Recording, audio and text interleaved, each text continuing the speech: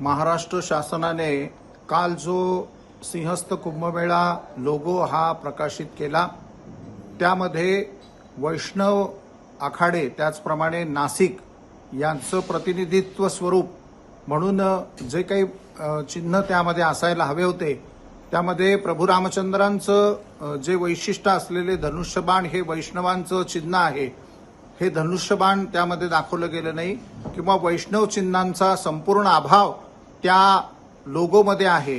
त्याचप्रमाणे जो एक व्हिडिओ प्रसिद्ध करण्यात आलाय, त्यामध्ये काशीचा घाट आणि काशीच्या घाटाचं त्या ठिकाणी वैशिष्ट्य दर्शवणारं चित्रीकरण त्यामध्ये केलेलं आहे। त्यामध्ये प्रामुख्याने नाशिक चं त्र्यंबकेश्वरचं वैशिष्ट्य दाखवणारं त्यामध्ये चिन्ह असावं आणि मंदिर जे दाखवलंय ते देखील त्र्यंबकेश्वरचं दाखवलंय, त्यावरती चिन्ह देखील त्रिशूळ दाखवलंय। नाशिक काळाराम मंदिर किंवा गोदावरी या संदर्भामध्ये वैष्णव आखाड्यांचं प्रतिनिधित्व असलेलं धनुष्यबाण त्यामध्ये समाविष्ट करावं, अन्यथा वैष्णव आखाड्यांना देखील याबाबत मोठा विचार करावा लागेल।